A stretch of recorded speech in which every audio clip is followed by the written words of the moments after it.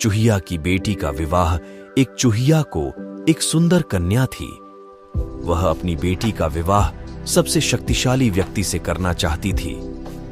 बहुत सोच विचार करने पर उसे लगा कि भगवान सूर्य उसकी कन्या के लिए उपयुक्त वर साबित होंगे।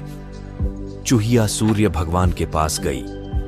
उसने कहा, सूर्य देवता, क्या आप मेरी सुंदर कन्या से विवाह करेंगे? क्या उसे आप अपनी पत्नी के रूप में पसंद करेंगे?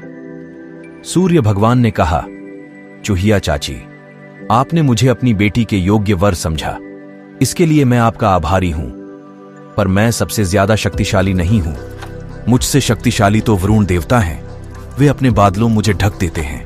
अतः चूहिया जल के देवता के पास गई और बोली, वरुण देवता, क्या आप मेरी सुंदर कन्या से विवाह करेंगे?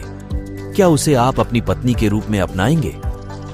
वरुण देवता ने जवाब दिया, देखो देवी, आपने मुझे अपनी बेटी के योग्य वर समझा, इसके लिए मैं आपका बहुत आभारी हूं। पर मैं सबसे ज्यादा शक्तिशाली नहीं हूं।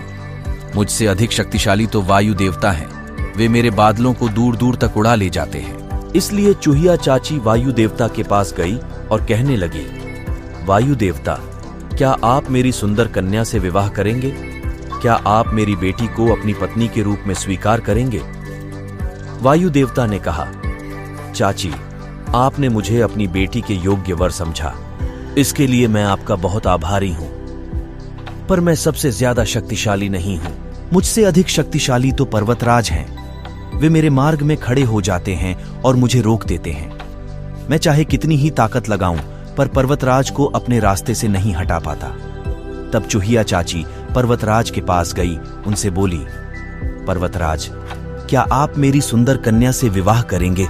क्या आप मेरी बेटी को अपनी पत्नी के रूप में स्वीकार करेंगे? पर्वतराज ने कहा, चाची, आपने मुझे अपनी बेटी के योग्य वर समझा, इसके लिए मैं आपका बहुत आभारी हूं।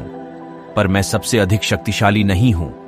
मुझसे ज्यादा शक्तिशाली तो जो मूषकराज, चूहों के राजा हैं, वे और उनके साथी मेरे चट्टानी शरीर में बड़े बड़े बिल खोदकर मुझे खोखला कर डालते हैं। अंत में चूहिया चाची मूषकराज के पास गई और बोली, मूषकराज, क्या आप मेरी सुंदर बेटी से विवाह करेंगे?